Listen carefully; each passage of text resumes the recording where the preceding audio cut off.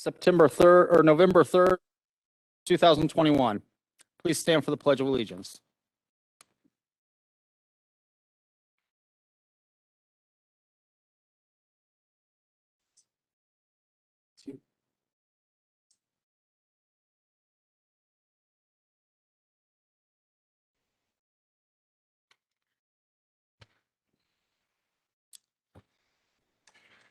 Ms. Hogan, will you take roll, please?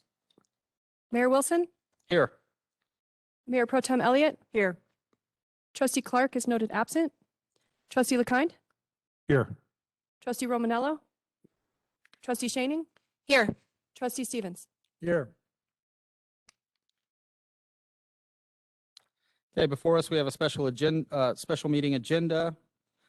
Do we have a motion to accept the regular meetings for October 4th and the agenda? So moved. We have a motion. Do we have a second? Second. We have a motion and second. Ms. Hogan, will you take roll, please? Trustee Stevens, Yes. Trustee Shaning, Yes. Trustee Romanello, Yes. Trustee LeKind, Yes. Mayor Pro Tem Elliott. Yes. Mayor Wilson. Yes. That takes us to item 3, discussion items. Review of the draft 2022 budget. Mr. Foreman. Thank you, Mayor and Board. I'd like to congratulate the board, staff, and our community for passing all 3 issues last night, 2E, 2F, and 2G, all passed by more than 57%, I believe, each one of them. And just would like to thank our community for the support to the town and to our employees and to our strategic plan for moving our town forward. So wanted to start with that. I think our staff had a big part in it, but our board supported us 100%, and also our community supported us. So we just wanted to say thank y'all to everybody. As you know, we had one workshop on our budget already, and we presented to you with a budget. But with some of the things that we presented to you were supplemental requests. We gave you some time to look at those. You've seen some updates to those. But the budget that we have in front of you is a draft, and it's proposed, but it is the new 2022 budget that includes the passage of 2F. And so one of the new funds that we have in our budget is the police fund. So as you'll see in this budget, it transfers almost $2.6 million into the police fund, plus also it transfers the revenues from the new 2F sales tax into the police fund, creating a police fund of over $4 million. So we believe this addresses some of the needs that we have in the community. It addresses some of the needs that this community's had for 10, 20 years. It pushes us further. It does not address everything that we have in front of us. As you know, it's not a magic bullet. We're not going to be able to get out there and January 1 hire eight new officers and a new detective and everything like that. But let me tell you, we've been meeting all day and we've been pushing towards getting that ball rolling as soon as we can so that we can have new officers on the street, get them trained, and have a lot better policing than we've had, in the past, with a lot more officers out there and be able to meet all the needs of this community. So I'm going to start the general fund summary. As you can see, we talked to you last time we discussed this about a 5% increase in salaries to the employees with a 3% increase to their retirement fund. And if we do that, plus if we fund everything that's in this budget, it would leave us with an unreserved fund balance of 13.08%. As you know, in the past, we've had fund balances as low as under 5%. We've had fund balances under 6%. And just recently, we've had fund balances near 10%. This proposal gives you a unreserved fund balance of 13.08%. I can go as deeply in detail as you want. As you can see, it covers what our property tax revenue is going to be, the intergovernmental transfers, licenses and permits, user charges and fees. All these are all revenue line items, fines and forfeits, investment earnings, debt and financing, and then other revenue that comes in. And under the expenditure, it includes salaries, wages, benefits, purchase services, repairs and maintenance, supplies, non-capital equipment, our utilities, economic development and marketing events, sales and property tax allocation, capital outlay, debt service, contingency, and then transfers out. So some of the transfers out, I believe that includes the transfer to Triview and then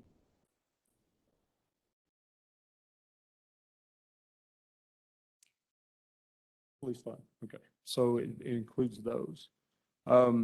You've got your capital fund summary in here, capital projects fund revenue detail that includes our use taxes, highway user tax, road and bridge tax, state and federal grants. As you know, we got CARES fund funding in 2021, and then we've got ARPA funding in 2021 and in 2022. So there's about $2 million worth of ARPA funding that's included in this budget. So we've also got the capital projects fund expenditure detail. Then there's the 2A water fund summary, which includes our debt payments for the $20 million worth of bonds that we took out. So it includes our debt payments to that. There's also our sales tax and investment earnings. As you recall, we give 1% of our sales tax to the 2A fund. So that's in there. And then there's the expenditure detail that includes the payments of that, travel, registration, training, technical services, professional services, and then capital improvement projects on there. Then it gets to the police fund summary. So the revenue, it includes the $1.65 million from the projection for what 2F will produce in 2022. There's some user charger fees, and so all of that comes up to, there's also a transfer in from the general fund, and we put in there $2,656,000. I think I reported that it was going to be about $2.4 million, but we have the ability to put 2.6. It's really up to the board whether it's 2.6 or 2.4. But we have the ability to do either way. And then there's the expenditures. There's $2.4 million in salaries. There's $996,000 in benefits, $298,000 in purchase services, and you go down the line, their total expenditures equal about $4.2 million. So when you look at their ending fund balance and they have a required 3% TABOR reserve, that's about $79,000. That leaves them an unreserved fund balance of about a negative $41,000. We didn't plan on a reserve for them this year. We plan on increasing that over the next couple of years. We feel like the general fund will be able to take care of anything that happens this year. We really want to get them as much done in 2022 as possible. Get as much of, they have a tremendous amount of needs. When you look at their equipment, we've talked about this before, equipment, some of the cars and then personnel, they've got a tremendous amount of needs. So we felt like that we should be able to go through a lot of this money this year. But hiring employees and everything like that takes time. And so there probably is going to be some salary savings towards the end of the year, if there is, to a reserve account. So you got the revenue detail also where it equals $4.3 million. The police fund expenditure detail where it goes through their entire salaries. Then you go from that to community development funds summary. There's not a whole lot to talk about in there. There's $153,000 worth of expenditures, $141,000 worth of revenue. They end up with an unreserved fund balance of about $28,000. You've got the detail for the fund revenue and the detail for expenditure. Also got your traffic impact fee fund summary, your revenue detail for traffic impact fee funds, and then your details on the expenditures and your details. The next page 16 is storm drainage impact fee fund summary, and then the storm drainage impact fee fund revenue detail. And then on page 17 is the water fund summary. So we have a water enterprise fund as in addition to the 2A. So this is all the taxes, intergovernmental fees, user charger fees that are generated by the water fund, and then expenditures, salary, wages, benefits, everything like that. They have total expenditures of $25 million and revenue of $6 million. You gotta remember $21 million of that is capital outlay. So they have a negative fund balance of $24 million, but we're paying that with their debt service. There's your water fund revenue detail on page 18, water fund expenditure detail, and then the water fund expenditure detail continued. Then you've got parks fee fund summary, parks fee fund revenue detail, and your parks fee fund expenditure detail. In there, there's about $120,000 in their unreserved fund balance. Then you have all of our conservation trust fund summaries, our revenue detail, our expenditure detail. So that's quick and dirty, the 2022 budget, every one of our funds. Like I said, an additional fund this year is the police fund. As you said, when we advertised 2F, we would create that additional fund to where all of the sales tax generated by 2F would go into that. And then also an additional input from the general fund. I think I said 2.4 million, but in the budget, we could put as much as 2.65 million.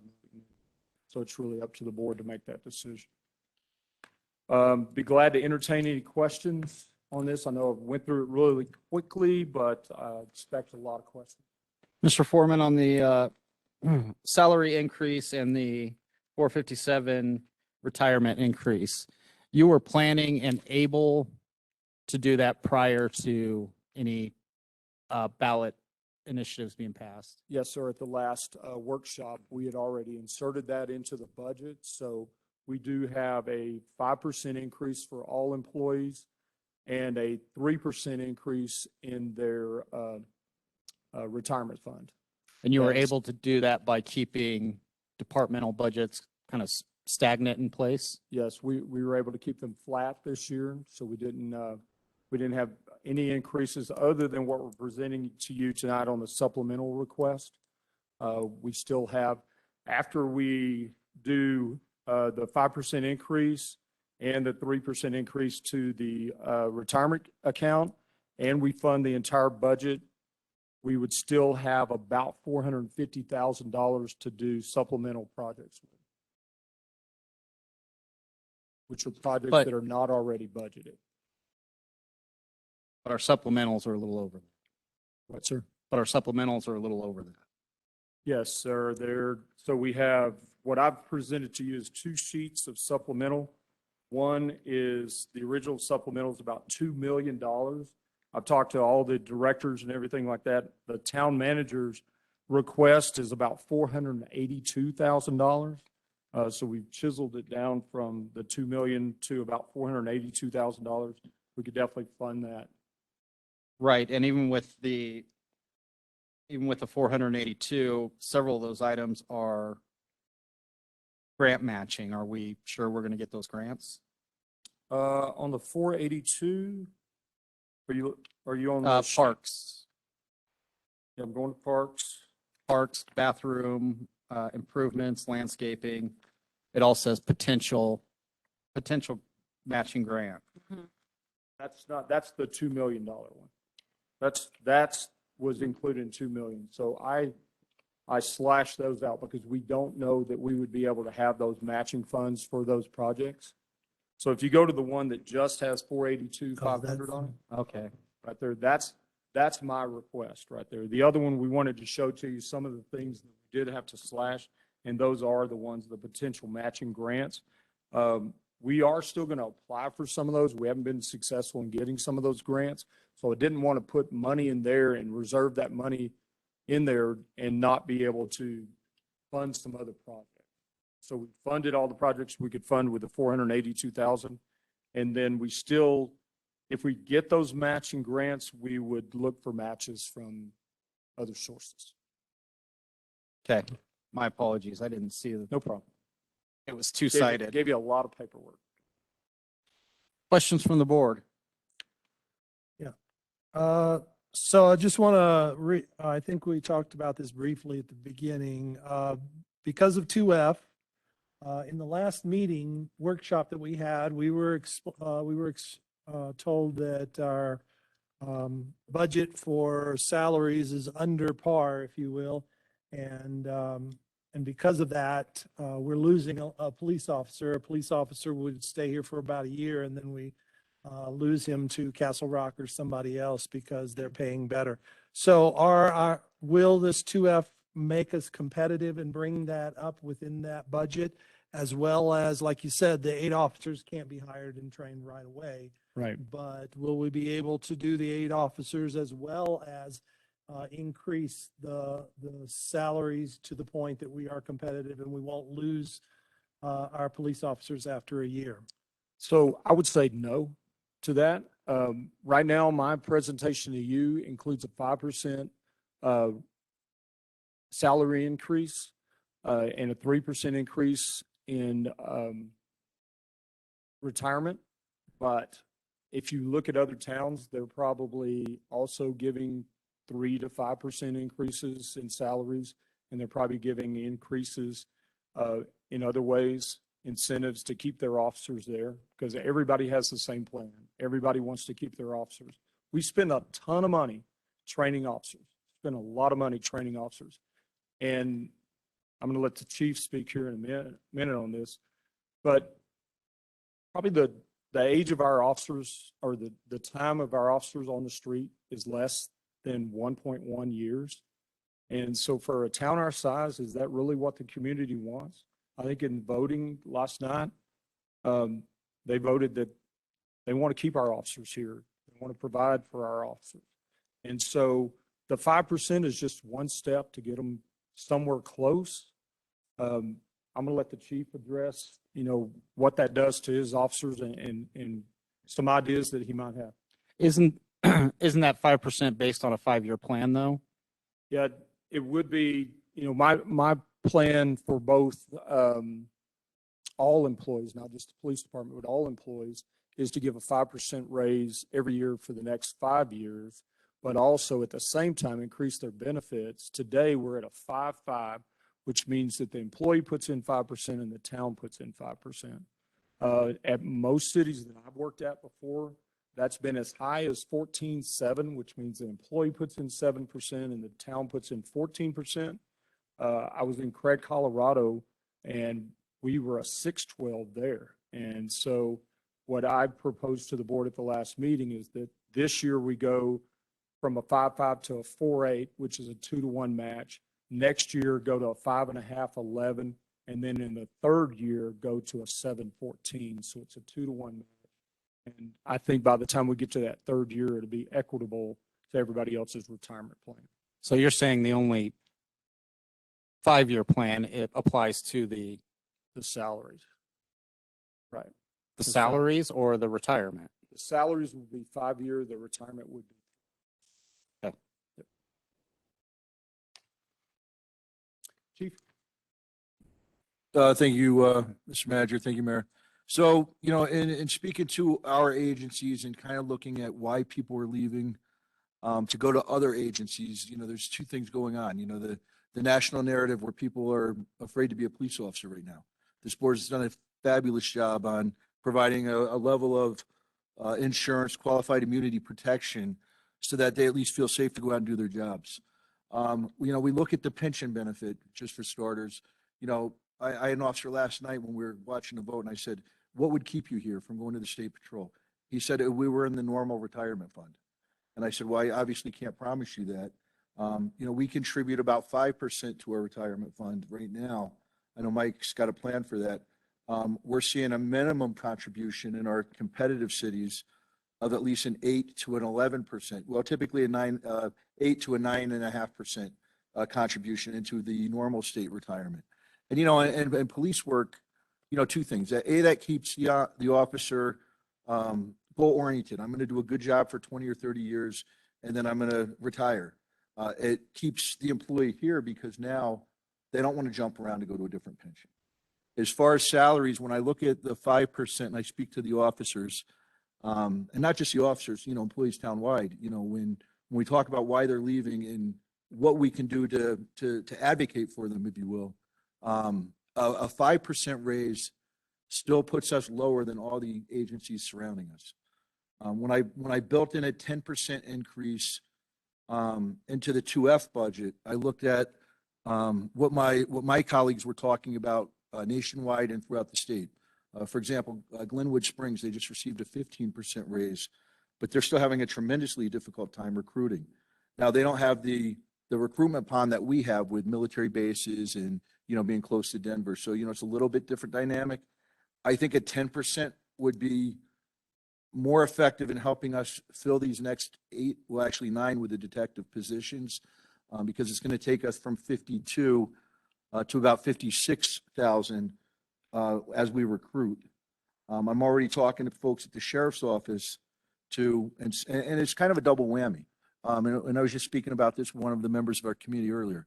If you come to Monument, not only are you making on average, at least 7 or 10,000 less to start, you also just funded your own police academy. And you probably didn't get paid while you were in the police academy. So if I had to venture, you're either working 80 hours a week, or you've taken out some form of a loan because you truly want to work here. I mentioned it last month when we had the meeting. 2 people work here. They work here because they have a spouse and they just truly love this community, or they work here because we're always recruiting. We have a great reputation. We have an amazing community to serve. But then about the 3-year mark, when they see they can make about 15 to 18,000 by our surrounding neighbors, they leave. And I encourage them to do what's best for their family. And the good ones, I say, you always have a place to come back to. So I think the 5%, if you want my opinion, will continue to lose officers. I think the 10%, I think we're showing some due diligence to the community that we're saying we're going to achieve all the benchmarks that we promised when we went door to door, but we're also investing in our employees for the first time. So I would think that would be my response to your question, sir. And one thing I wanted to understand when we're talking about the retirement plan, our plan is to take the town's portion and put that into a 401A, and then to help with retention, if anybody leaves, and we're doing this for the entire town, if anybody leaves year 1, they would only get 20% of the town's portion, and it'd be 20% per year. So year 2, they'd get 40 and on and on. But if they stay here 5 years, they'd get 100% of the town's portion. So this is to help us with retention. Can you clarify for me real quick? Have we discussed this 10% before, or is this kind of like now the ballot initiative's passed, let's make it 10%? Because we've, budget cycle's a long cycle. And I just don't recall this 10% coming up before. Kind of feels like a bait and switch type thing. No, I appreciate your comment, Mayor. So when we started this as long ago as last year, we've done numerous things. We've educated the community and we've asked them, why people are leaving, and we asked for a salary survey. And I believe the salary survey indicated, the disparities early on in the budget process, or at least it should have. I haven't been privy to all those meetings, but I've had the data for some time now, so I know it does exist. Other questions from the board? Well, I've got a lot, but let's start off with this one. The difference between the partial pension, the fake pension versus the full real one. what are we talking about financially here? And why wasn't the police department ever put into this state pension that's available to other departments? Yeah, Trustee LeConte, good question. So the answer to that would be, I believe they had nothing. And I think based on economic hardships in the town of Monument, the next reasonable and responsible step to get them into some form of a defined benefit would be to get them into that supplemental. And then at least they're starting into a process. The supplemental would require less of an employer contribution and a 4% employee contribution. Versus some of the other plans we're seeing, the full FPPA, where if I look at what I believe, and you would have to defer to HR, but if I believe I'm looking at the right contribution, it's an 8 from the employer and an 8 from the employee, or an 11 and an 8. So don't quote me on that, but so we're contributing much less to start them in a process that is some form of a defined benefit. It seems odd that we don't have a true pension fund for the entire town, let alone the police department. This is something that was created prior to our administration being here, and it's been a goal of mine to change this. And so part of what we're presenting today helps us get to that point and make that change. Do we know what the financial outlay would be if we made that change as part of the 2022 budget? Yes, we do. It would be, so the change in 457 retirement contribution line, proposed at 3%. It's already in our budget. So we've already included in this 2022 budget is $123,000 townwide. So it'd be $103,572 to the general fund, $1,311 to the community development, and $18,000 to water. And the general fund in this situation, the 103, includes the police department. We haven't separated this number out yet. So in the 2022 budget is a move from a supplemental. No, sir. That's what I'm asking. No, we have not been presented that opportunity yet. Nobody's come to us and said, we want to go from supplemental. Well, since I heard about it this morning, that we don't have a real pension for our employees and our police. Define real. What do you consider? Well, I don't know. There's a supplemental, which is not technically a pension. That's what I was. Nothing's been presented to my office to even consider that. What he's asking, and Mitch, please, Mitch, please correct me if I'm wrong. I don't want to speak for you, but I think what I'm hearing him say is, what would it take to levelize the pension to make it the same? If the board instructs me to look at that, I will look at that, but nobody has come to me and said, we need to look at that. I'd be curious for the next meeting to know what that is. I need direction from the board. Yeah, I'm not sure I'm in favor of a pension model, because a pension basically says, once you leave, then we're going to pay you X amount a month or whatever. I like the 401A or 401K model where we're contributing and each person contributes and they take their money and they're guaranteed to have it. I mean, we saw in Detroit what happened when they went bankrupt. God forbid nothing would happen like that here, but the first thing that gets cut are the pensions, and they're not going to stop the police services. They're not going to stop the normal day-to-day operations of a government, and the pensions are at risk. So I personally, maybe it's just my own preference, but let me just put it out there. I don't think pensions are as safe and secure as a 401A model that we currently are looking towards doing. I agree.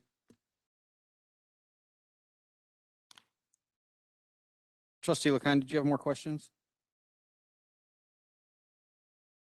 Okay. In the police fund summary, I am curious, there's no filled in columns for prior years because we didn't have a police fund summary. But I see that there's some costs that I'm curious about and how you came up with utilities. The police department, did we have a line item in the budget that was more detailed that we didn't see in the previous years, where we were charging them $10,000 a year in utilities? Charge each department. We do. A Each portion of department their- gets charged a certain amount of money to Okay. pay for the utilities. And the same for There's an allocation. the Tabor Reserve, the police department is subject to that too? Right, exactly. Just like the 2A water fund is. Okay, thank you. You bet. Thank you, sir.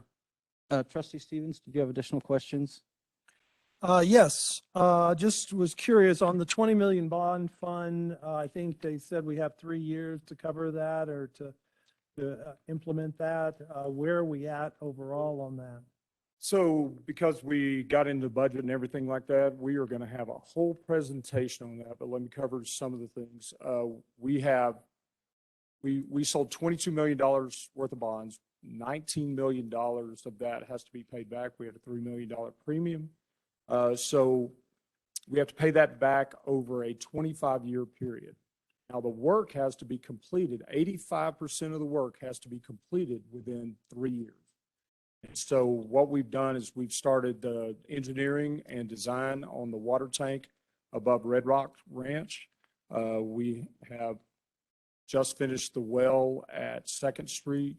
We're also designing and working on acquiring land for the water tank on Beacon Light Road up on Monument Hill. Monument Hill, I could not remember, but on Monument Tough Hill. name to remember. I got a lot of things going on here. So we've got a lot of projects going on right now to make sure that we expend those funds within the next 3 years, at least 85% of them. There are going to be some decisions that the board's going to have to make. So we're going to bring you an update of that probably in January or February. And then we're going to have some decision opportunities for you at that time.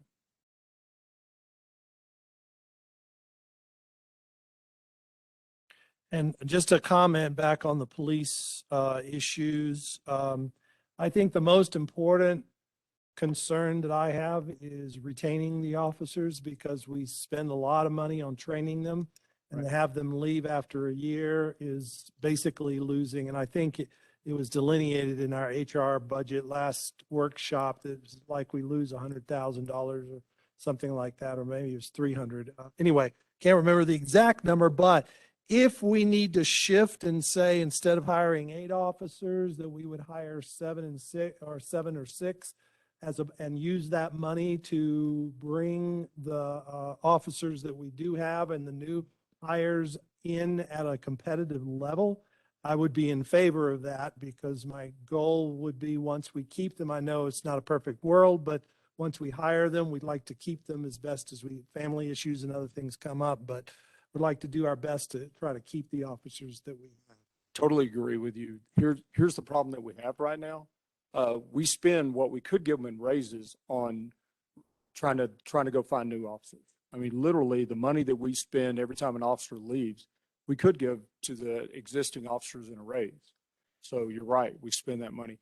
Now, we wouldn't have to lower the number of officers that we are going to plan to hire this year because we've already budgeted in there for an additional raise for the police department. So that's already budgeted in that 2F or in the police fund. So that's in there. If you approve a 10% raise, that's already in there. You wouldn't have to cut any of the police officers that are potentially going to be hired next year. Plus, we're going to have salary savings because, like I said, we budgeted to hire those police officers January 1. But you got to remember, the revenue is not going to come in January 1, number one, because it's a new sales tax. It'll hit. That's not going to come in. But also, we're not going to be able to hire 8 officers the first month. And so there's going to be some salary. So you do have room to get more raise across the board. You could give not just the police officers more raise, but there is room to give the entire town a raise above what I'm presenting. I'm presenting 5%. If you wanted to, we have the room to be able to do that. Well, Excuse me, Mr. Foreman, can I just follow up on that? Trustee Stevens, I really appreciate that question. There's a larger problem that exists. You know, like I reported, there's 1.1 years of experience at the police officer level. And what that does and the trickle down effect, and I'm not sure it's only in the police department. I'm sure Tom experiences the same thing. Per policy, per accredited policy, I'm in a position now where I can't even appoint field training officers because by policy, they should have 3 years on the job before they start training their counterparts. When I look at sergeants now, and I look at, now we're finally able to dedicate a supervisor to every shift. So now you don't have a one-year police officer, or 2 one-year police officers, although you gentlemen and ladies do a fabulous job. You don't have them out on the street with 1 year experience without a supervisor. I'm not in a position where I can responsibly say I could create a competitive pool of candidates for the rank of sergeant without lowering the time for sergeant. Currently, we have 1 corporal leaving, 1 corporal here, and then again, 1.1 year of experience, and that's my candidate pool. So the trickle down, aside from the replacement and the cost of employee turnover, it's having a tremendous impact in our succession planning. So I just wanted to kind of underscore that on that question you asked. But you also said that you've seen municipalities give a 15% raise and they're still not retaining officers. So it sounds like there's a lot of turnover in the industry. You mentioned talking to your staff about, would more money keep them around? I think you talk to any staff in any industry, that's going to be the answer. So is an increase going to retain officers? Do we have any way to show that? So, and it's a slightly different industry, but when I looked at, the fire department and their mill levy increase, I think they've lost 1 firefighter for opportunity in another department since that raise. When I mentioned Glenwood Springs, they're kind of a municipality in the middle of nowhere, if you will. So they don't have the ability to recruit like we are. So the recruitment pool, and that's why I underscored that, the pond that they're recruiting out of is very competitive in a small county up there. I truly do think it's going to stop employee turnover. I can tell you, and there's officers in this room here, that there's a few officers, probably up to 3 or 4 of them, looking to provide a better scenario for their family, but they have hope that we can address this issue, not necessarily all at once, but also incrementally. They have a tremendous amount of confidence in the fact that the community spoke up and said, now that we've been truly educated on what your needs are, we didn't understand that your equipment was lacking, your staffing was lacking, and some of your competitive salary and benefits were lacking. And I think right now there's people holding on to hope, and I think that, to answer your question, yes, sir, I think this is going to curtail it to some degree.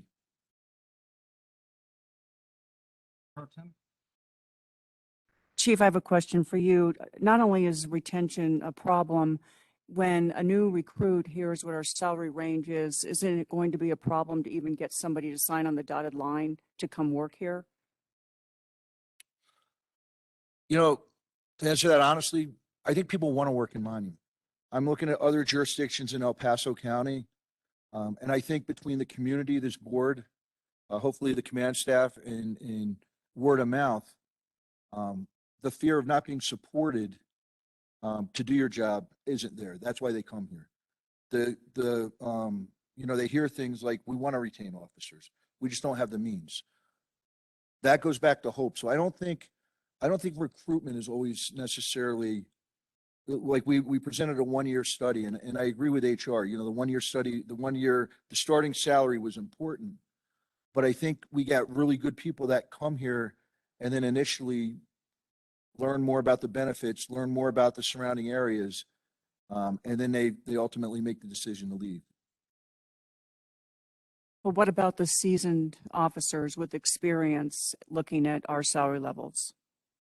So, and Commander Hudson can hop in on a historical perspective a little bit, but what I'm seeing since I've been here for the last 2 years, when you see a seasoned type of person, we're seeing coming here for the quality of life, or we're seeing maybe somebody similar to me, like I said last time, they have a pension maybe in law enforcement or from the military, so they can offset the balance.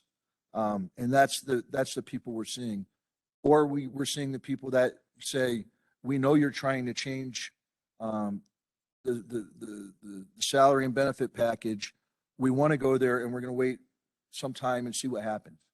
So I think the answer to that, probably people with a pension, probably people with a spouse or significant other that can kind of offset the difference, but they truly enjoy the quality of life and the platform that this board's providing and this community's providing, where they truly appreciate, to Mayor's point, truly appreciate serving this community, and not just us, the public works folks as well. Okay, that, I'd like to address that because me and the chief talked about this today. The chief talked about this, but the chief doesn't just support the police department getting forcing guys. He comes to me and he talks about it all the time. But he also supports public works. He also supports administration. He supports finance. Because guess what? They can't do their job if we can't get out there and snowplow. They can't do their job if we don't provide water to the town. And so he supports, and I'll let him talk about this, he supports not only the police department getting around, entire town, because these guys serve these guys. Public works, we have to have good public works out there. We have good drinking water for our community, but we also got to have guys out there that are repairing our streets, fixing potholes, snow plowing.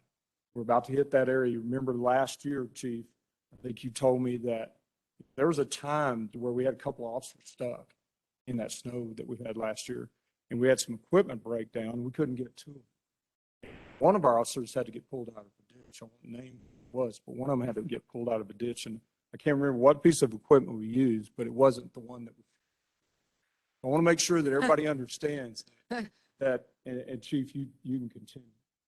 Yeah, and if I could just highlight on one thing that I think is important, if it matters, is that the budget, we get asked to the community all day long, are they going to supplant the general fund? Now you're getting the sales tax, and are they going to drive down your 2.4? And, how do we lock that in? How do we protect you? And a lot of, even where it was a little adversarial for me when I went to speak to another board that I won't mention the name, but when I left, I was like, well, those are kind of good questions. But a lot of times, like moving forward, and this is why I talk about the quality of employee, we get public works people all the time that are seasoned public works people that say, hey, something doesn't look right in this neighborhood. They call Hudson, we sent a car right over and they were right. So when you look at experience across the board, you look at, keeping employees across the board, it's a cohesive group of people serving each other. When we had a problem down we had a rape case, unfortunately, down at the lake when I first got here.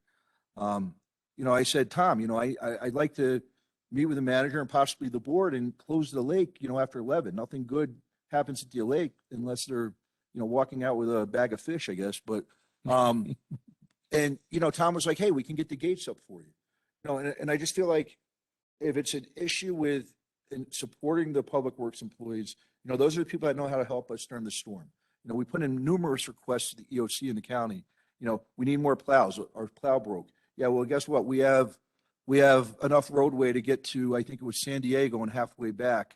We'd love to help you. I said, well, I would love that you love to help us because we're actually rescuing people in the county right now. But, Tom had one grader, so when I say we support them, there's going to be equipment Tom needs. There's going to be quality of life issues. If you look at the broken windows theory where, if you don't do anything with a park, it's going to be an attractive nuisance for crime versus, the lighting, the fencing going in, the plows that help us. So it really, when we're educating the community, it's not an all or nothing like PD or Public Works. We're not successful without them. And I truly commend you guys for what you do. I'm definitely all for supporting all the departments from a competitive salary standpoint and competitive benefits. Thank you. First, I want to start with a comment. One of our sergeants who left, who I remain nameless, I'd known for 25 years. In fact, we worked together in California. And I talked to him afterward, and when he left, he said he went to Douglas County and 20% cash right off the top, plus more benefits. So that's what happens at the sergeant level here. I think the message the voters sent wasn't just to support our police, but a statement to the nation of the circumstances of what's going on as to how important local law enforcement is in a clamping down totalitarian agenda. That's just my opinion, but I have none. And that's important. Now, I realize that not all this money is immediate. I mean, we're basing on taxes. So the 2022 budget is based on taxes over the year, right? Steve's not here, right? Steve, Steve couldn't be here. okay, he'll be at the next one. Yes. Okay, so Steve, I understand Steve's presentation that he did, and I understand you giving 5% across the board. Now, what you just said earlier, just so I can clarify, is you said if you want to give the police 10%, okay, you can do that with the funds that we have. Right. Were you saying that that is the 5% that you included from them across the board? The differential 5% would come from 2F. Exactly. It'd Okay. be an additional 5% to what I've. From 2F. Right. Okay, which is what we put it in there for. Okay, so It actually, it doesn't matter which fund it comes from. It could come from the dedication of the general fund too. well- At 2.6. well, I'm just saying that 2F was for the police, and that, Yep. that we made it specific for that. So, I appreciate, and I think, and I hope, as I know a lot of the staff know everybody. So go back to Steve's presentation, because I feel this is important. It's to the point of what we're talking about with the police. I'll bring it back around in a second. I think the 5% across the board for staff is good. Okay, so there's no but on that. However, besides that, okay, his presentation about the green smiles and the red faces, that's got to get worked out. And I hope that everyone in staff will realize if we level that out, that nobody else is hurt just because we're trying to bring somebody back to level. So otherwise, we're going to continue to have this problem. So I'd like to know that we have a plan to get those balanced in the midst of maybe giving some general raises across the board so that we can retain and keep.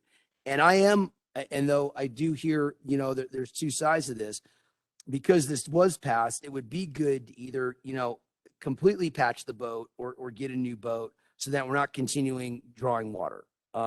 That's my 2 cents on it, but give me your feedback on that, beginning that balance. I mean, they're definitely one of the ones that are definitely need balance, but there's other parts that you need balance, right? Exactly. The entire town is underpaid. I mean, pretty much. So when you start talking about that, we've included in this year's budget a 5% increase. Since 2F passed, the new police fund includes an additional 5% for the police department. To be fair, across the board, you need to give another 5% to non-police staff. We could do that by lowering our reserve. Today, we have it at 13.08. You probably could lower it still above 10, but probably still somewhere around 12, and we'll do the numbers for you. At the next one, we got another one coming up. We'll do that for you. But you could, if you wanted to, if you decided to as board, probably give a 10% across the board. Now, let me tell you how that works. The police department have step raises. So they have steps and they give their raises at their step raise. Other town staff have reviews. And so during that review, we will give a 2% COLA, and then say the number is 10. Then that 8% would be distributed based on merit. And so it wouldn't be an automatic 8%. So if you gave 10, it wouldn't be an automatic 10%. It would be a 2% COLA, and then an 8% based on merit and based on range. So where you are in your range. We're going to go look at the salary survey, and we're going to compare your job and how much you're getting paid to that salary survey, and then base whether or not we're going to give you the full 8% based on that and merit.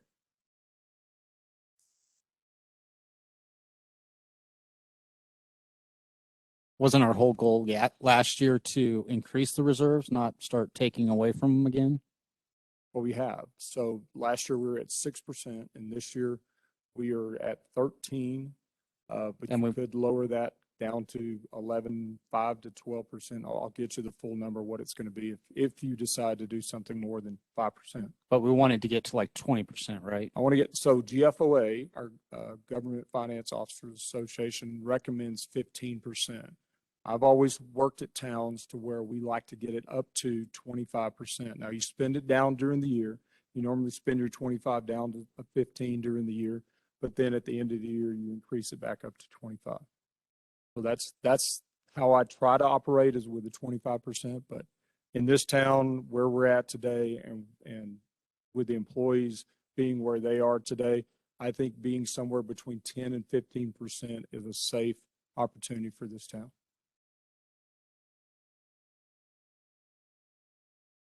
Chief, you touch base on something about, your guaranteed budget number, year on, year out. And several residents approached me during the course of the conversation about 2F and the possibility that now that 2F has passed, we would see the town take money out of the general fund that's typically been allocated for the police department. So I would like to recommend that we codify 2.5 million per year for the police department. We can come up with some caveats on how that can be modified during the course of a year if emergencies arise. And to my fellow trustees, though, if payment with an ordinance that, of course, can be modified later and would be modified year on, year out, but initially on the onset to show that the police department is not going to have a reduction in any current funding along with 2F, that we would codify their 2.4 to 2.6. Figure out how that works best. But Exactly. I'd like to see. I'll let y'all discuss that. I'd be okay with us looking into how to do that and what's the best way to do it. Like you mentioned, I would be concerned for, emergency situations or some sort of revenue loss. But I think we could, if the board's in agreement, direct town staff to look at what the best way to do it. If you'd like us to do that, I can have Joe look at creating an ordinance to where we could present that to you at the same time we approve the budget. Board in agreement? Okay. You have your direction. Trustee Shonen? Sorry. I actually participated in a lengthy ride along the other night with one of our officers he was just amazing. I mean, I learned so much on Friday night, and I was taken aback by his enthusiasm, his love for this town. He voiced several times that Monument is where he wants to continue working. It's safe. He loves the people here. He told me he even knocked on doors for 2F. And I just can't even put into words how impressed I am with this officer. One of the things that he relayed to me, it wasn't even necessarily that a pay raise, it was that the retirement is not great enough in Monument. So we entered into a lengthy conversation about that. And I guess my question would be, how quickly would this impact officers like that? If we vote to move forward with the step increase in the retirement, I understand. So he'll have the 5% right up front, So the way- match, the Yeah, the I'm way it sorry. works today is if they put in 5, and it's not required that they put in 5, they can put up to 5, and we'll match up to that 5. right. The new proposal would be for 1 year, it would lower it down to 4, so they'd get a 1% increase there. They could put up to 4, and the town would match up to 8. And so it's whatever they want to put in, up to 4. Now, year 2, that 4 would increase to 5.5. The town's portion would be 11. And then year 3, it would go to the employee's portion would be 7, and the town's portion would be 14. So that goes into their account Yeah. every paycheck. And I apologize if I don't remember from the presentation. I can pull it back up, but your presentation that we went over for this increase in the retirement funds, how does that compare to other agencies around here, the proposed plan? How does it compare to Douglas County? And in particular, how does it compare to State Patrol? Do we know? Yeah, so I think we looked at Douglas County, and they're 8.8 right now. So the employee puts in 8, and I think the county puts in 8 is what it is. And so like I said, I was in Craig, Colorado, and Craig, it was the employee put in 6 and the town put in 12. In other areas, it's as much as 7 and 14. Now, in some cities, it's mandatory you put in 7 and mandatory the town puts in that 14. I don't think that's something we want to do here. I think we want to still leave the choice to the employee, but give them the choice to put in 7% if they want to, and the town will match 14. And like I said, that's their choice, anything from 0 to 7%, and we'll match, if we come up with this program, match 2 times that. But also at the same time, remember, if they leave within 5 years, this is a tool that's going to help us retain employees, because if they leave within 5 years, they're leaving money on the table. They leave after 1 year, they're leaving 80% of that town's funds, in an account, and we get that money back in a 401A. In other plans, we wouldn't get the money back. That's the problem, and that's why I said some of the things that Trustee LaKine said, we haven't been able to look in there and research that, but one of the drawbacks that we do know is we wouldn't get our money. So 401A allows us to get our money back.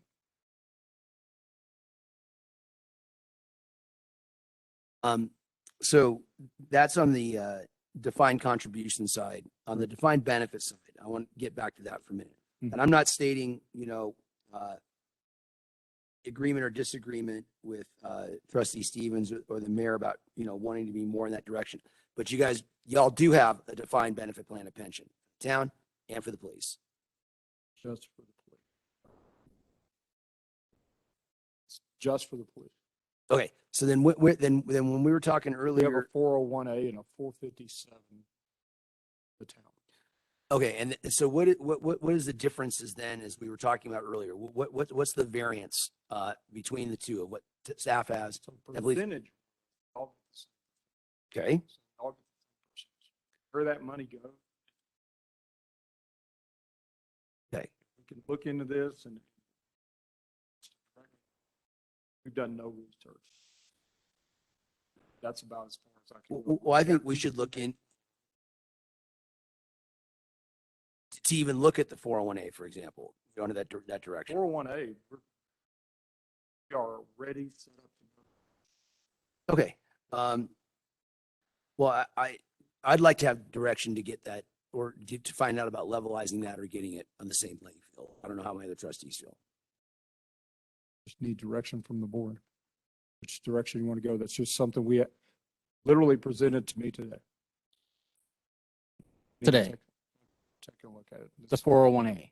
No, not the 401A, any other plans that the police department participate in that the rest of the town doesn't participate in. There's 2 separate plans. They have FPPA, we have ICMA.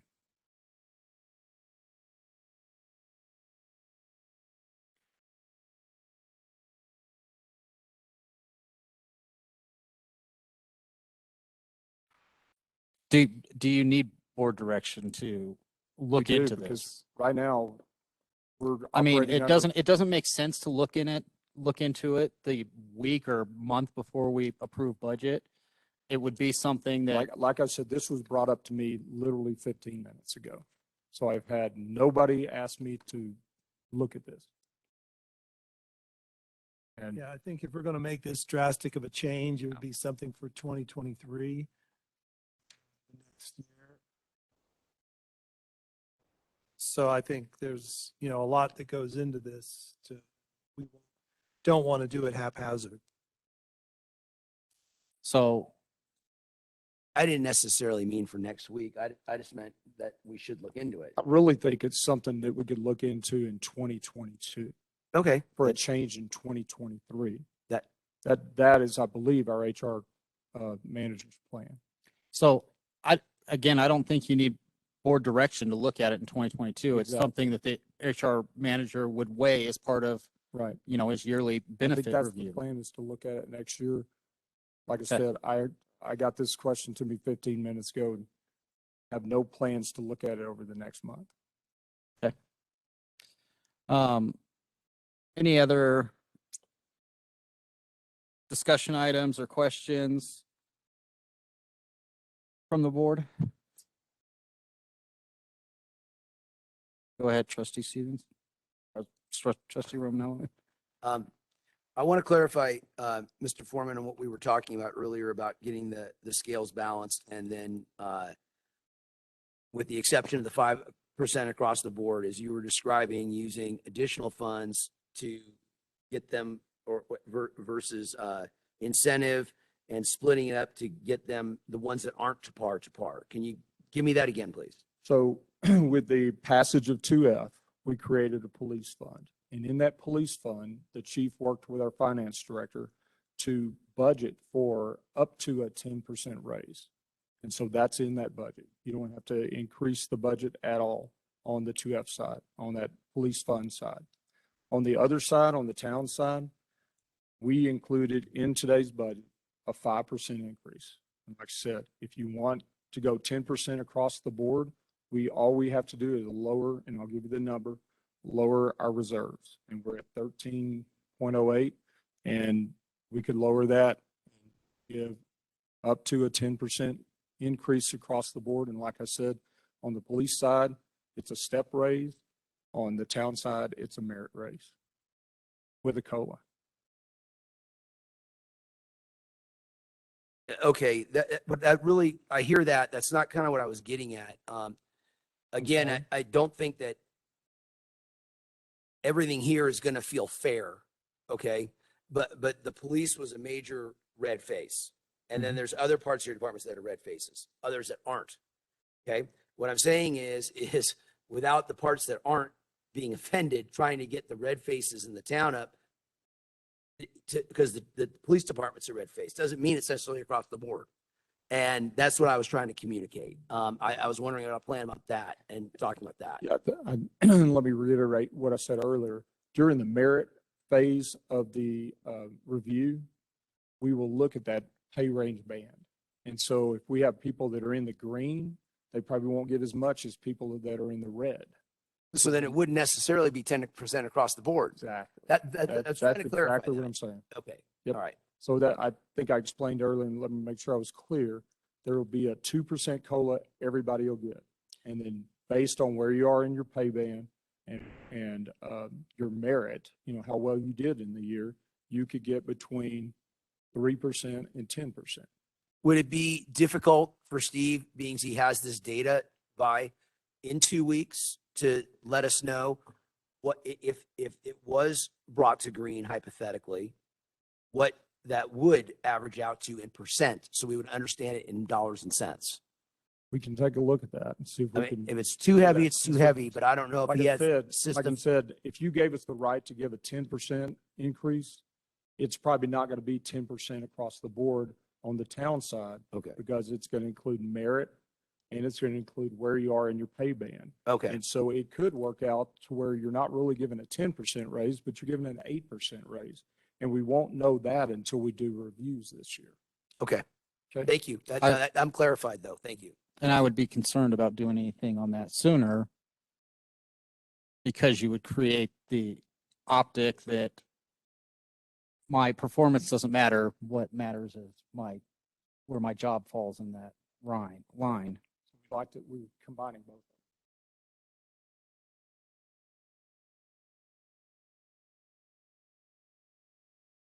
Any other questions, comments from the board? Also discussing the supplementary questions that later. Definitely talk about that. That was next.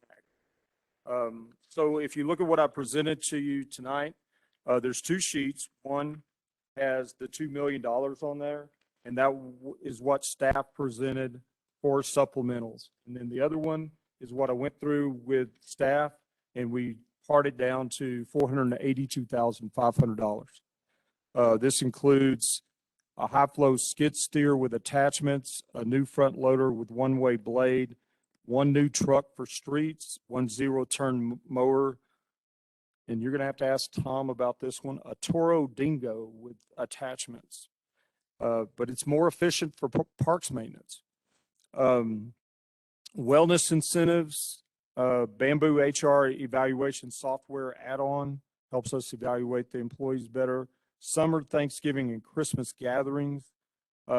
Nimble, which is a IT program. 22 Pocket Power Edges, software licensing, Adobe Pro. Some website training, professional development, and then we left in the BOT request for a state lobbyist. And for that line item, we are working with Fountain to probably split that cost. So it's about an $80,000 a year cost. and we put in $40,000 for our share. That was an item that the board expressed interest in, and we just felt we had to put it off till next budget. But it's a group of smaller communities working together to have a voice at the state legislature. So just draw your attention to, if you notice, there was supplemental requests by the police department. Those were funded by 2F. So the police chief and Tom talked earlier, due to last year's snowstorm, there's a huge need in the Public Works Department for a new front loader with a one-way blade to help get the streets cleared when we do have emergencies. And so that 190 was transferred over to this sheet on the town manager's request. So that's 0130 65 950 under streets, that new front loader with one-way blade. It's $190,000.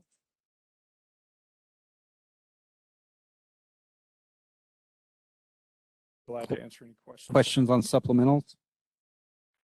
So in reducing the cost expenditures from 2 million plus down to 482,500. I'm sorry. I So can't- we have the money to go forward with these purchases, or? Yes, ma'am. All the ones that are on the 482, we have the money in the budget to be able to do that. So Okay, this isn't adding to the budget. It's just, we've got the budget set up. We've got $482,000 left on top of our reserves. So we can fund all of them. I can't see anybody having a problem with a new snowplow. Chief really wants that. I'm telling you.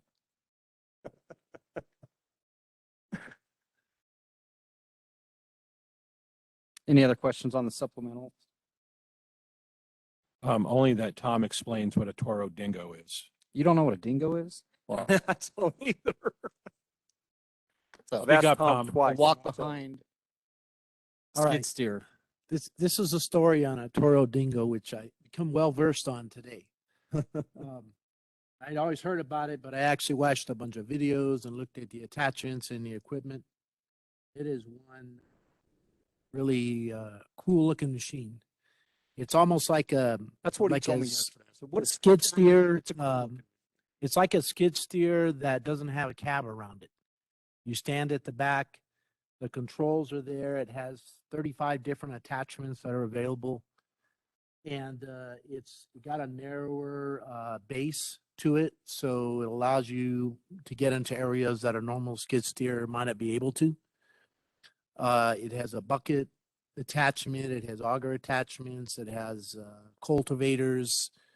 Like I said, I could list 35 different ones that becomes very versatile for that.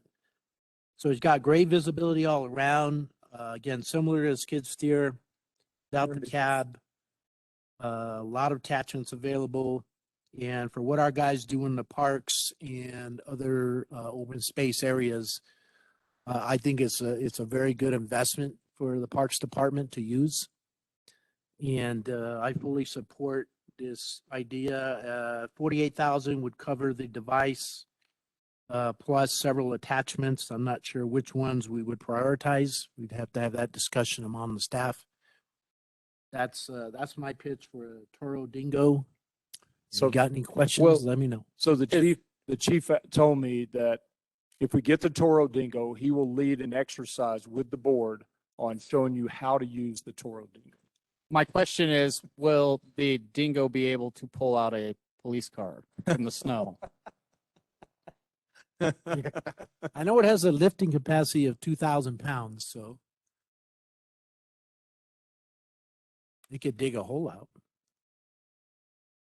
Trustee LeCon, was that the end of your questions? I am fully versed in Toro Dingoes now. Thank you. Mr. Foreman, what direction are you looking for any direction on this? Yes, sir. As you know, we have another meeting coming up, and so we'd just like to bring to you a more finalized budget to be able to work with you on. And so any direction you can give us today to help us complete that document and get it more massaged to you so that we can get to that final budget.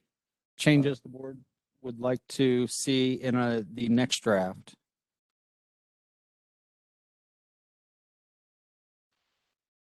The only question I have on this supplemental is the state lobbyist. How effective do you think, given the conservative bent of this town, would we be with the current legislature the way it So the success with other groups doing it is, you are correct with the current lean of the state legislator. It's not real effective, but not as painful. So it's basically damage control is what? Pretty much. And we would be teaming up with which communities? Fountain, and I can't, we had a third one interested, and I can't remember who it I think it was was. Woodland Park. Woodland Park. We Park. were talking about to Woodland Park, but then I think one of their board members, I don't know if that's the case anymore. They might be looking Okay. for a new one. yeah, So it would be the same lobbyists then advocating for Monument, Fountain, and potentially Woodland Park. It would basically be each community coming up with their priorities Okay. and then coming to a consensus on what their main priorities are. yeah, they help you come up with a Yeah. legislative agenda. And so they look at every potential bill that's coming up and present that to the board and get your input on what do you want to go talk about? Do you want to Right. go to the legislature and fight for?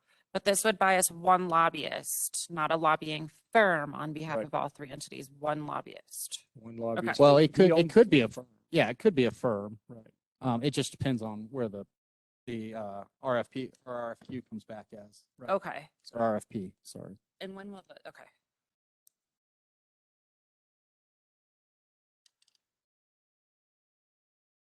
Trustee Stevens?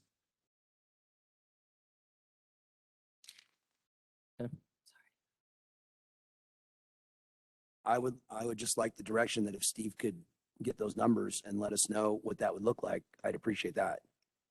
Number, Or- which numbers? If he used an incentive, town, if he used an incentive for the town after the, reviews are done as to what that would look like in cost and percentage, beyond the 5% to bring that reds to greens, so to speak. You said it might not be a full 10, and I said, what would it look like on what it would look like? I'm confused a little bit here. I thought we said that due to the fact that we have to do. It would be next reviews- year, Yeah, due to the fact that we have to do reviews, right? I really can't give you what that percentage is going to be. When do you do because we haven't reviews? done reviews yet. When do you do reviews? We're probably going to do them in December, first week of December, but you're going to approve this probably at the same time. Okay, so is that maybe something we like the other, like the 401A leveling, we could look at for next year? Right. Right, We okay, can thank you. definitely do that. We could give you the results of this year in January. Yep.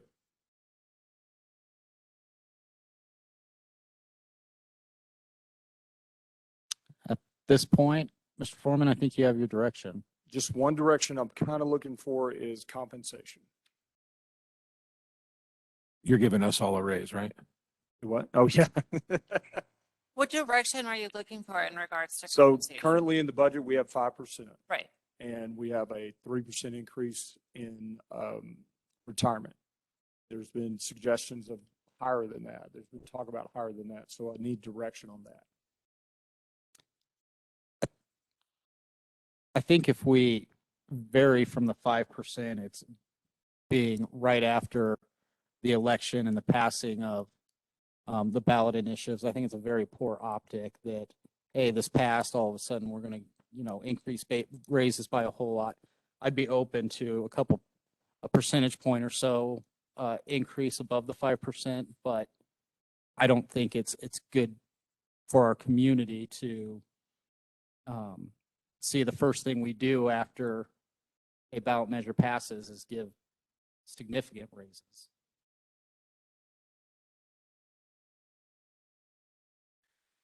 Could I add is there, with the debrucing passing, is that number in this budget?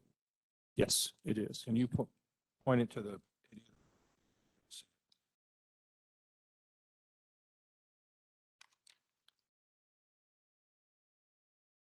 There's just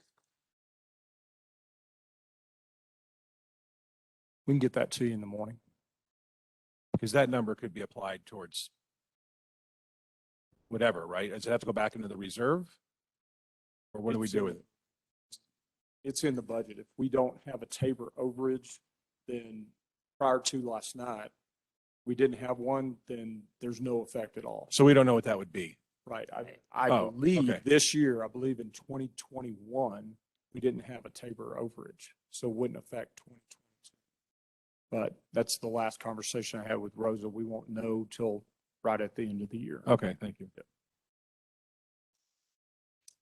We're not expecting one, let me say that, this year. But last night was about preparing for the future. And remember, as the ballot issue said last night, any overage that we do have in Tabor is dedicated to road funds.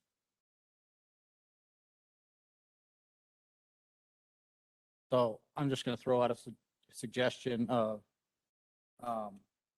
across the board increases, even though they're not across the board, they're by merit, increase of 6.5%.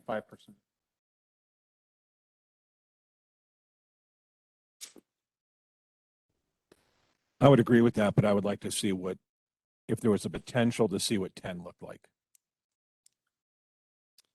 Mr. Thornish.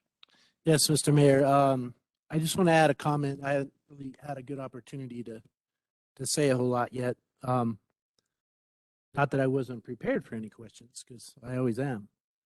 What I wanted to say is that, you know, in Public Works, the chief mentioned a lot of times that we work hand in hand, department with department. When they need us, we're there, and so on. If you remember the salary survey from the last meeting, there was very few positions in my entire department that were not below that minimum. So, and I've ran the numbers myself. The 5% gets some of them right up to the minimum, but a good chunk of them are not. So when you start talking about doing a 10% potential for a 10%, that's a big deal for my department. It's hard enough to recruit and retain experienced individuals.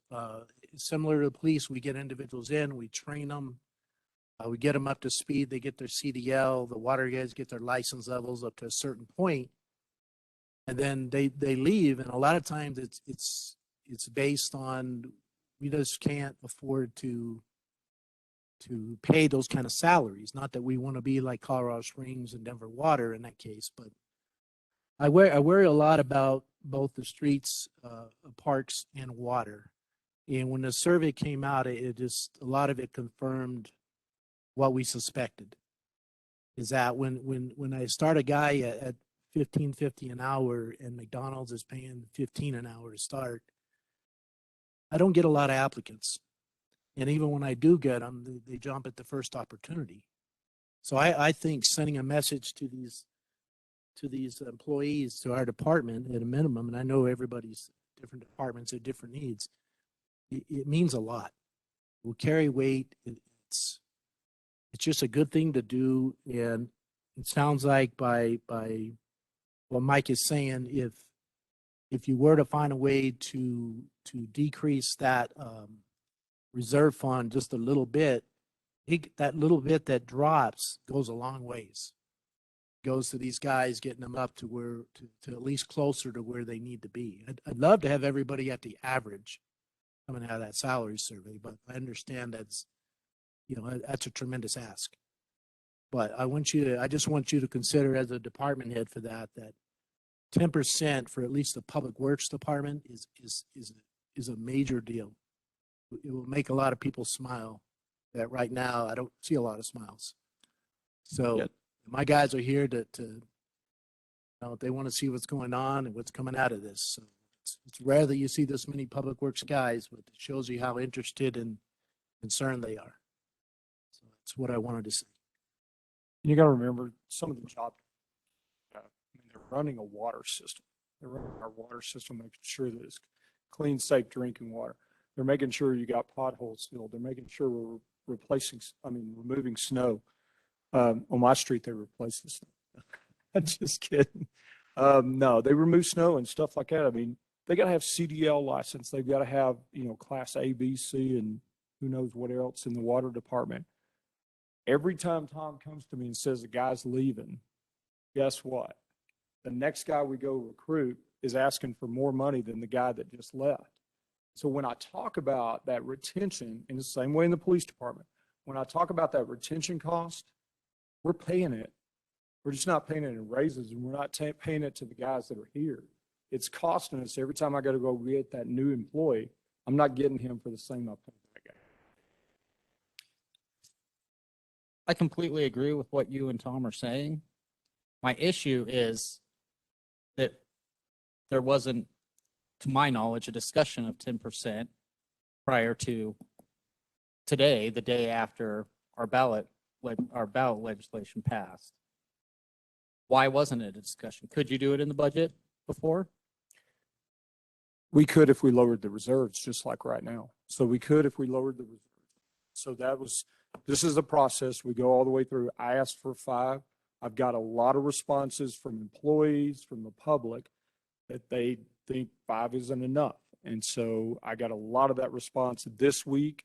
Prior to the election, I got some of that response last week, and I got a lot of it today after the election. Okay. So how much would 10% cost us in the reserve?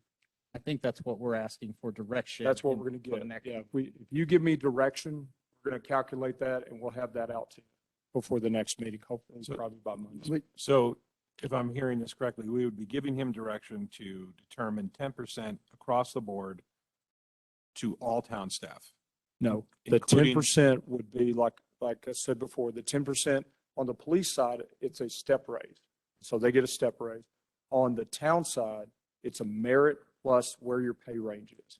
So if you gave me the opportunity to give them a 10% raise, it doesn't mean every employee would get a 10% raise. That would be determined by their supervisor But then that doesn't, and the HR when they look at their pay range. I was going to say, how does that bring up the bottom line, the attraction of new police? Or the retention. That's what we're going to say. yeah. That's what we're saying is if they're at the bottom and our pay range is not where El I'm talking Paso, about the empty spaces the cops were missing. right? How does giving everybody else a 10% bring up the level of that We're going to bring that. non-existent one? So that's what we talked about today. I said Does that that's, come out of the 10%? that's exactly where we're missing things. The band would raise 10%. Okay, so the pay range bands would raise 10% now. So And our next, that is included in that. That is budgeted out. so our next position opening, it's going to show that out of that 10%. Right. Yep. So it would raise it, like the chief said, I think it would raise it from 52 to 50. It's either 56 or 57. Yeah, somewhere in that One neighborhood. more time. So instead of the next time we go and hire a police officer, which we can barely find them for 52, we'd go look for one at 56 or 57. I would like to see the number, assuming that everybody's getting 10%. Yeah, Because they're all exactly they're all what we're awesome doing. employees. That's and- exactly and what we're going to Worthy of it. Yep. We're going to give you the number that says 10% if that's your direction across the board. Now, in actuality, we're going to look at it to where it's going to include that pay band discussion and merit.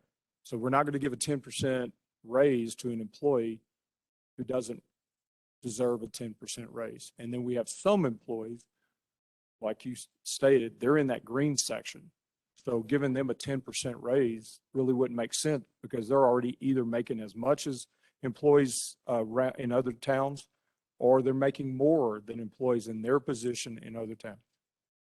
I agree with that. I think the weight should be towards those that are being underpaid. Exactly. And across the board, I think is indiscriminate. And though I know they're all working that way, working hard, and I appreciate the work that everyone's doing, if someone is at the top end of their pay scale, they're not going to easily be able to move off to another situation. So Exactly. I We don't- think the we don't have main goal retention right problems. now is to get, for at least for next year, my concern would be that we start to improve our retention rates and hold police officers and Tom's employees more than a year or two. I agree with the sentiment, but I guess my question would be, I mean, people are hired in at different pay rates for different reasons. Some of those reasons might be experience. It's what's on their resume. It's what they bring to the table. So I'm not necessarily sure that saying, well, you're already at the top of this band, so you're not entitled to a pay raise. That doesn't necessarily resonate with me. So I would like to look at that a little more closely, because I don't think that somebody at the top, just because they're at the top, means that they don't deserve the same percentage raise. That's, and I think I talked about this earlier, that's where the COLA comes in. So even if they were at the top of their band, they would get a cost of living adjustment. So that would be part of that 10% would be that 2 to 3% cost of living adjustment. But that also includes merit. If they're performing above and beyond that pay grade, then Right. they would be compensated at the higher Exactly. end of percentage. Right. They would still be compensated at the higher percentage. Okay. Yep. It's really up to the supervisor. The supervisor and HR will work together to identify what raise that individual deserves within what you give the town to give them. So if they deserve a 20% raise, but you only give me 10%, they're going to get 10%. So I believe. I was just going to say, I hear what you're saying, Mayor Wilson, about the optics in the passing of 2F. But I really believe that we don't want to start having a reputation that says, well, Monument's a great place to work, but, you know, there's way too many people that are underpaid compared to the rest of the towns that are in similar size. I'd like to see us remain competitive or not remain, get up to be competitive for all of the town employees. And then I'd be interested to see if there's a way to project how long would it take to get our reserve back up to 15% in lieu of a plan of the 10% plan. Can definitely do that. We forecast that every year. Talking about pay towns of similar size, talking about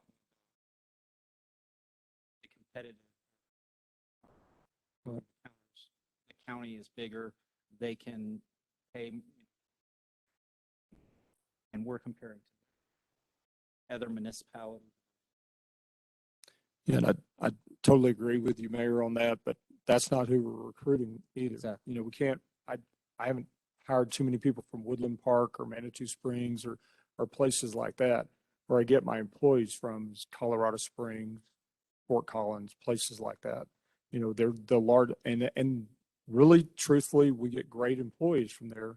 But we have to pay them a little bit more. Same issue. They're probably not getting police. Yeah, so typically we're seeing an influx of people coming from the outside, or we're doing a pretty decent job recruiting from the academy with people sponsoring themselves. So we're not losing people to those agencies for sure. And once in a while we'll get some interest, but typically they're coming from the outside. And if I could just touch on one thing that I think is important, you know, part of the community engagement that Mary, you were, you know, by our side a lot, and the board was there, and many members of this community, Terry Hayes, you know, one of our, I would say one of the things I'm most proud of was the transparency in what we needed. I felt like that's where we went wrong last time. You know, I think we educated people on this is where we're losing them and why. This is, you know, we're recruiting okay, but then we get to that 3-year mark. So I think, you know, we've done over 6 or 7, maybe 8 community engagement meetings where we specifically talked about recruitment and retention and the challenges. But then I know the officers on their door knocks and the issue committee, one thing they were specifically asked is, you know, how do we get our police officers to stay here and get that competitive salary? So I think there's probably some people that would subscribe to the theory that, yeah, this was just voted on yesterday. But I think an equal amount of people would be saying this was voted on yesterday, and now we've created a mechanism that we have some level of an expectation gets deployed to get us to that competitive place. So I just wanted to add that on that notes that you brought up. And I believe Mr. Foreman's already stated that that's already in the police fund budget. Yeah, you're correct, Mayor. It was put in there. So yes, sir, that's a factual statement. So just to clarify then, so that sometimes you need to hear things a couple times. The way this is right now, okay, allows, the way the reserves are right now, allows for the 5% for you and 10% for police because the other 5's coming from 2F. And what we're talking about on the number adjustment for next time is what it's going to lower reserves to get the rest of the staff to that 10%. I believe that it should be pretty easy then to, when you're doing that math, to have it down to 8%. So we know that what, each percent from I can 5. give you anything between 5 and 10. Exactly. That's all. Exactly. Thank you. Just Yes. clarifying that for everybody. So I believe the board direction for next meeting on the budget is to bring a budget with the consideration of 10% and possibly some options in between 5 and 10%. So if I hear you correctly, I'm going to bring you a budget with a 10% increase, but I'm also going to show you the options that if you do 9, 8, 7, 6, The all cost, the way down. all you have to do is show us the cost difference, not Right. the budget. Exactly. You might as well bring the budget with the 10%. Yeah. Okay. Okay. That takes us to discussion item 2 or 3B, draft amendments to 2021. All right, this one should be a whole lot shorter and easier. Background is the 2021 restated budget will be presented to the Board of Trustees on November 15th. It is necessary to restate the 2021 final budget for several reasons. The Town of Monument received several grants, including State DOT overlay grant for Old Denver Road and American Rescue Plan Act funding. These revenues and corresponding expenses were not included in the original approved budget, as we're not aware that the town would receive them. The Town of Monument also purchased the Code 1 building earlier this year, which was not included in the original 2021 budget. Remember that opportunity came up mid-year. Finally, the town also set up the Parks Fee Fund as per the town code requirements. At this time, no expenses are planned from this fund for 2021. We've also included it in the restatement as it is a new fund that did not exist when the original 2021 budget was proposed and approved. Below is a summary of original budget expenses and restated budget expenses for reference. So let me go over why we did what we did. ARPA funding was $1,017,589.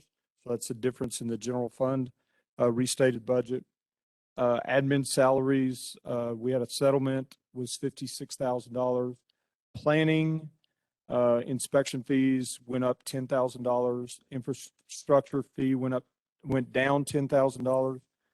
We had another settlement for $23,000. PD salaries were up $7,500.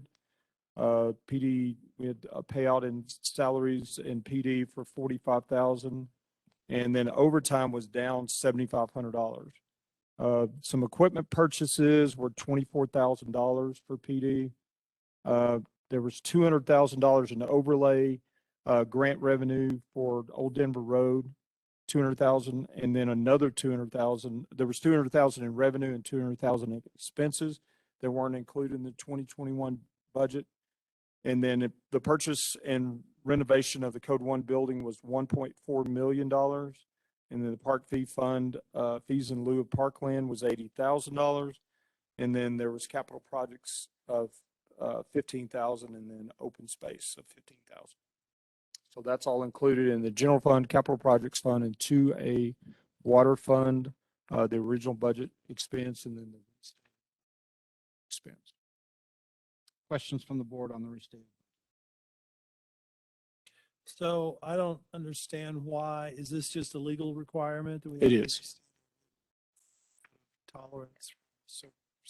Yeah, exactly. So when you approve the budget in 2020 for 2021, none of these items were included in there, and they're such large items, we have to restate the budget. Okay. Additional questions from the board?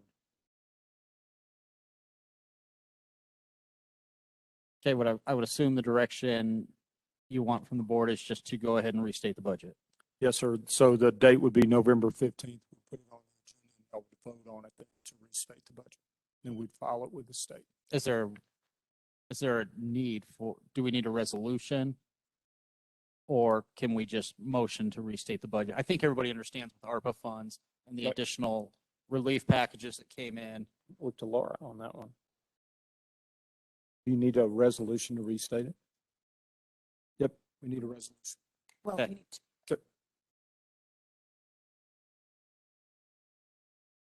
Two ordinances to restate the budget. Well, I'm speaking for the finance department, so, She's new.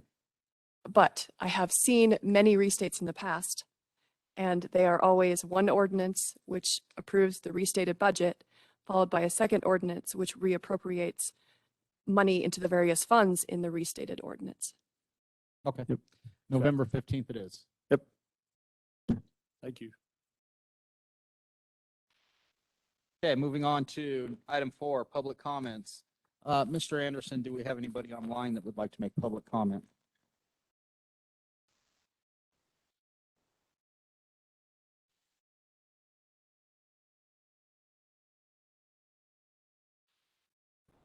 Okay, go ahead and put them on.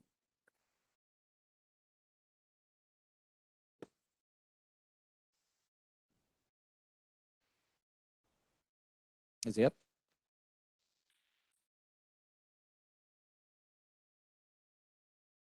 Okay.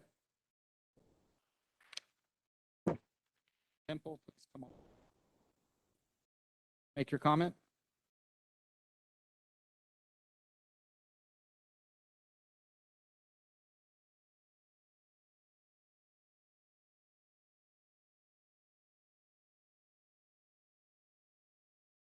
Oh, I hit the wrong button. Thank you.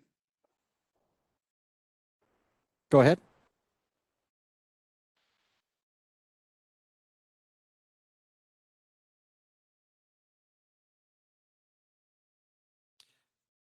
Mr. Kimple, you're on mute.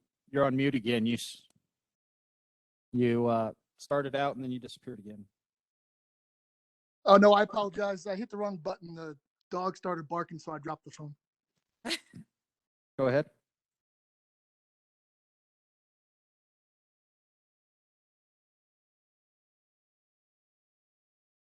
No, Mr. Mayor, I do not have a comment. I just dropped the phone when the dog started barking when the doorbell rang. Oh, Okay, thank you.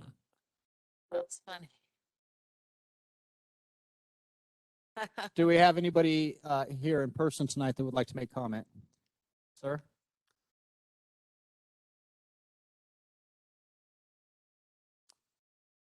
Mayor, Board.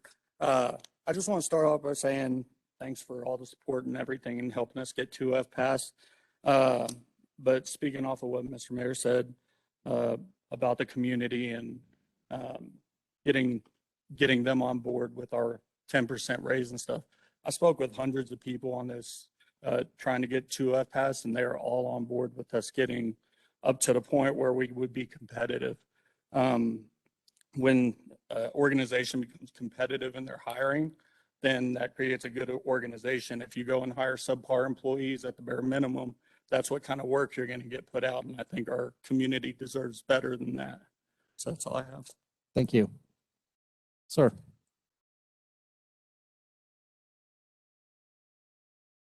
Good evening. I'm Joel Lusby, 1083 Night Blue Circle. I came here tonight specifically because in the effort to get 2F passed, actually I was working on 2G mostly, but 2F was very paramount in our discussions with the community. Talked to a lot of people, and I just wanted to share some things that I don't know if you heard some of the pushback on 2F that I think needs to be clarified for the public to understand that this budget. So 2 things came up.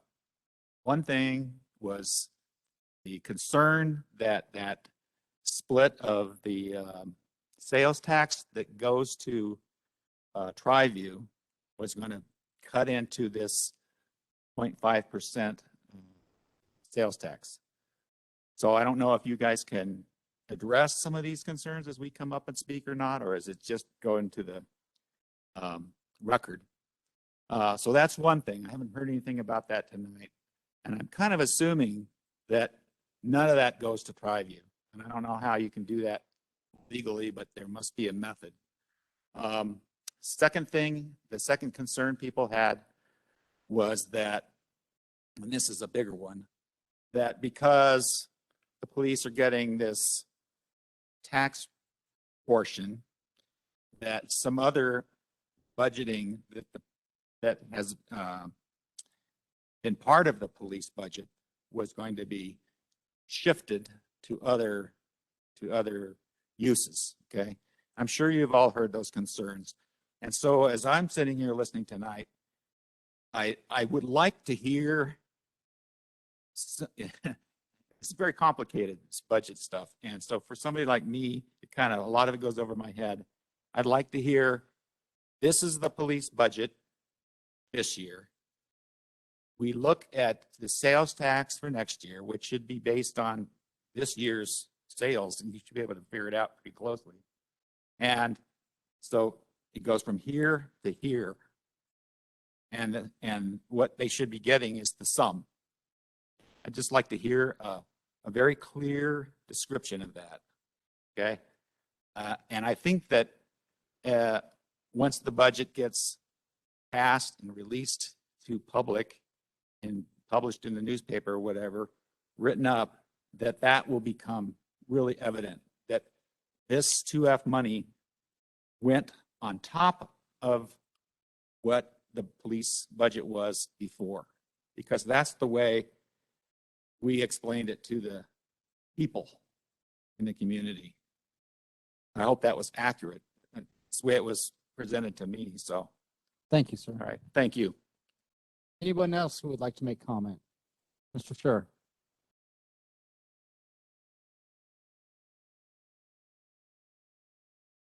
Evening, Board. Thank you for what you're doing to support the police department.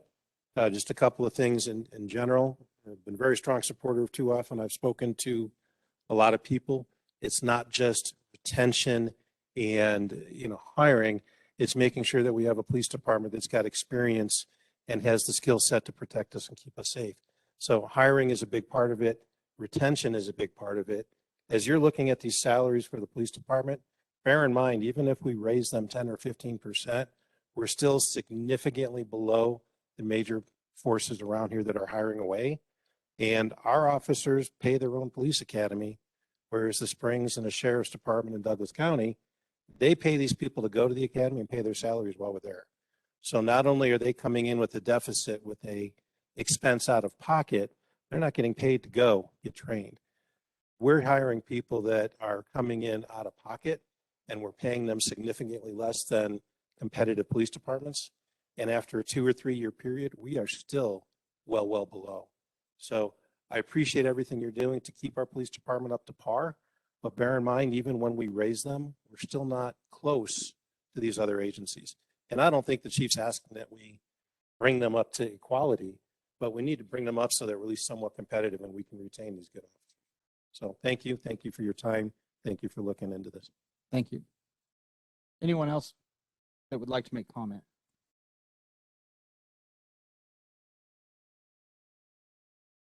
Steve Sheffield, I'm the Assistant Public Works Director, and I'm just feeling compelled.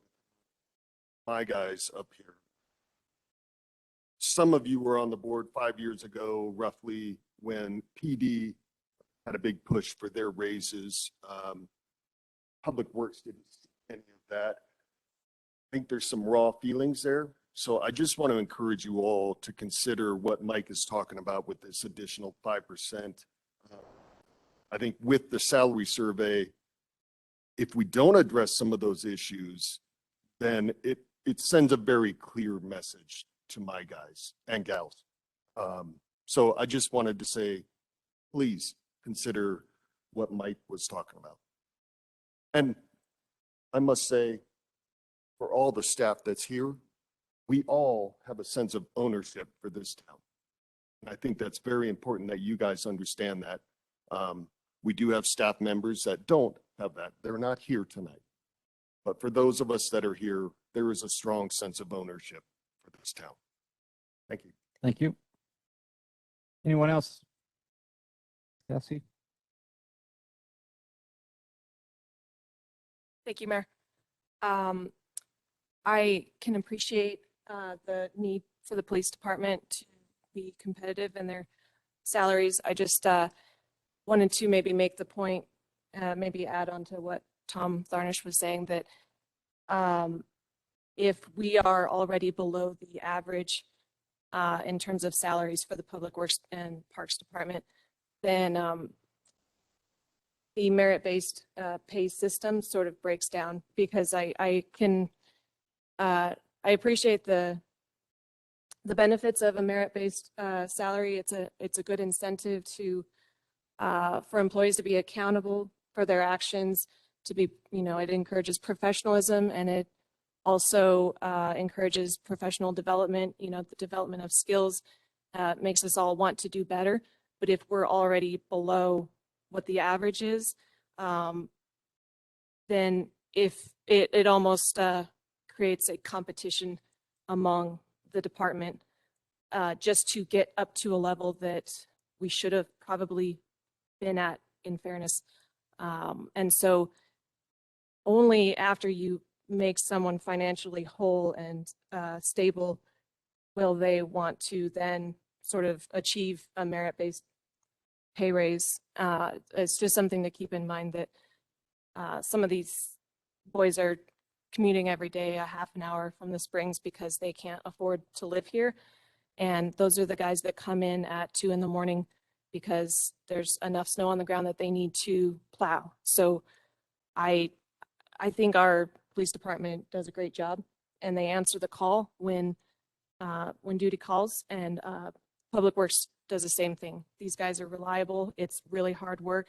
They work in tough conditions, and they deserve at least that base pay scale. And then I feel like that only then maybe we should be talking about merit-based pay increases.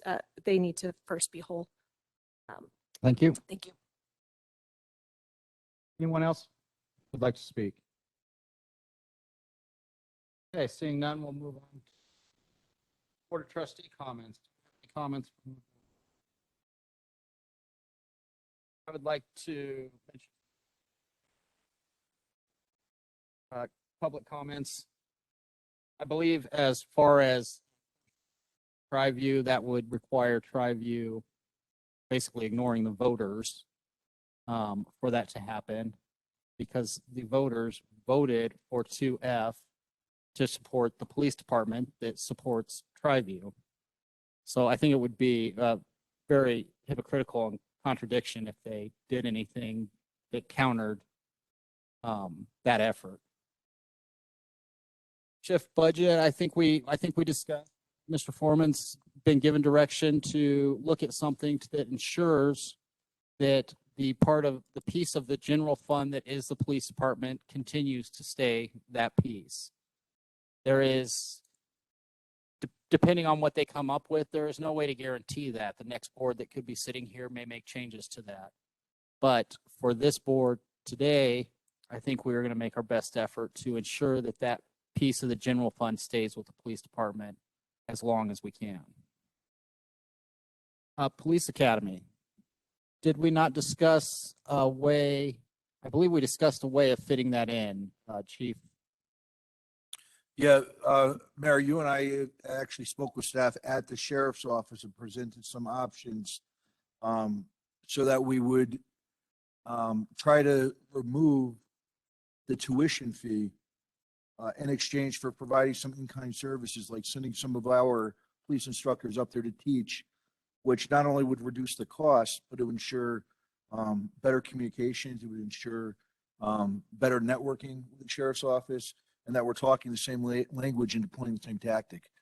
So I've been told that that's something they're very interested in.